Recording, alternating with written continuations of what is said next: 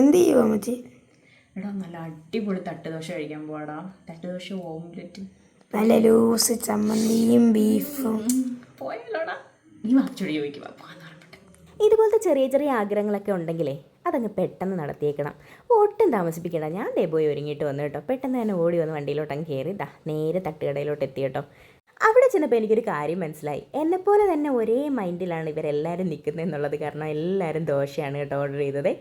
അങ്ങനെ ദോശ, നല്ല ചൂട് ദോശയുടെ പുറത്തോട്ടുണ്ടല്ലോ നല്ല ലൂസ് ചമ്മന്തി. അയാൻ പറയുന്ന പോലെ നല്ല ലൂസ് ചമ്മന്തിയും ബീഫ് ചെറുതായിട്ടൊന്ന് പാളിപ്പോയി കേട്ടോ. ബീഫ് കിട്ടിയില്ല. പിന്നെ ഞങ്ങളങ്ങ് ചിക്കൻ വെച്ചങ്ങ് അഡ്ജസ്റ്റ് ചെയ്ത് കേട്ടോ. അപ്പോൾ അയാൻ പറയുകയാണ്, മുച്ചി നമ്മൾ എവിടെ പരിപാടി അവതരിപ്പിച്ചാലും ഇതാണല്ലോ നമ്മുടെ അവസ്ഥ. ഞാൻ പറഞ്ഞു സാരമില്ലടാ, ഉള്ളത് കൂട്ടി കഴിക്കത്ത് പറഞ്ഞ്. അങ്ങനെ എൻ്റെ ദോശ വന്നു. ഞാൻ ദോശ പിച്ചെടുത്തപ്പോൾ അമ്മ ഒരു പീസ് ചിക്കൻ തന്നു കേട്ടോ. അതും കൂടെ കൂട്ടി ഞാനങ്ങ് കഴിച്ചു. എൻ്റെ പൊന്നോ അടിപൊളി ടേസ്റ്റായിരുന്നു. ആ റോഡിൽ ഭംഗിയൊക്കെ ഇങ്ങനെ ആസ്വദിച്ചിരുന്ന് വണ്ടിയൊക്കെ പോകുന്ന കണ്ടുകൊണ്ട് ദോശ കഴിക്കാമെന്ന് പറഞ്ഞാലുണ്ടല്ലോ അത് വേറൊരു ഫീലാണ്.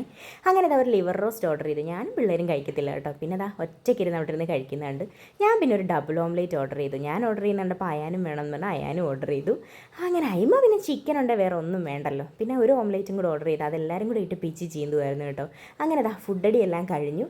പിന്നെ അടുത്ത പരിപാടി കൈകഴുകലാണ്. ഇത് ഒട്ടും തൃപ്തികരമല്ലാത്തൊരു കൈകഴുകലാണ്. പിന്നെ ഒപ്പിച്ചങ്ങ് കഴുകിയിട്ട് നേരെ വീട്ടിലോട്ട് പോയി കേട്ടോ. വീട്ടിലെത്തുന്നതിന് മുന്നേ അയിമയുടെ പരിപാടി നടത്തി. അവളങ്ങ് ഉറങ്ങി കേട്ടോ. പിന്നെ ഞങ്ങൾ ചെന്നു.